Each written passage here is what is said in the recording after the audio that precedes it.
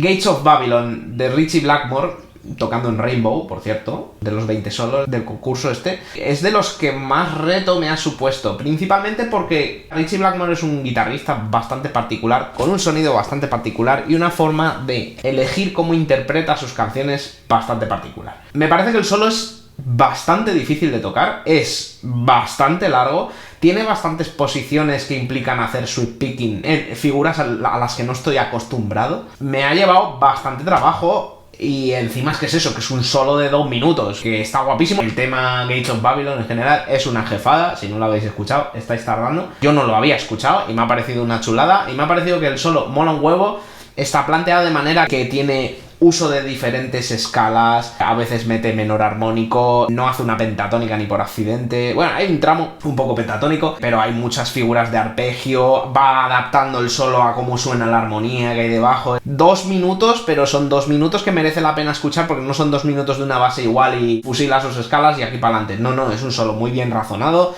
muy bien planteado, la composición no es lineal, el solo va progresando, va adaptándose a la música que suena de fondo, o al revés, porque al final, si no me equivoco, en Rainbow el que partía la pana era él, así que lo que puedo decir es una chulada. Me parece que Ritchie Blackmore en general es un guitarrista que considero que hoy en día se le menciona poco como un verdadero animal de la guitarra, ¿sabes? Y creo que hay guitarristas endiosados que salen en esta misma lista que la peña pone por las nubes que no le huelen el culo a Ritchie Blackmore.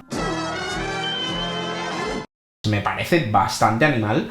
Me parece que el solo es una pasada. Me parece que la dificultad que tiene es un 8 fácil, un 8 y medio, porque no solo es largo, tiene pasajes relativamente difíciles, tiene pasajes bastante rápidos, tiene pasajes que requieren mucho de uso de la palanca. Yo no he abusado tanto de la palanca como abusa él durante el solo. Creo que el resultado que he conseguido está bastante guapo. Es verdad que imitar la forma de tocar que tiene él es algo muy complicado, y además yo me considero mal imitador como guitarrista, pero he intentado darle mi propio enfoque y creo que el resultado es bastante bueno. Estoy muy contento con el solo en sí, porque creo que realmente es un reto.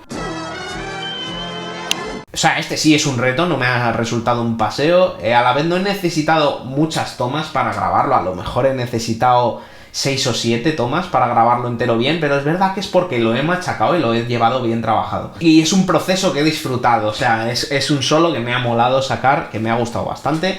Considero que no es un solo ni siquiera para guitarristas intermedios, o sea, tienes que pilotar, ¿sabes? He intentado evitar usar la Music Man Majesty porque cuando toco con una guitarra tan buena no puedo tocar tan bien, claro. He tenido que utilizar una guitarra peor para interpretar este solo.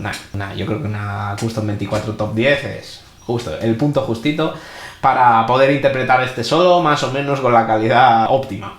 Echadle una escucha, espero que os guste tanto como a mí, y si alguno tiene huevos de sacarlo, que lo ponga en los comentarios y luego lo suba a YouTube.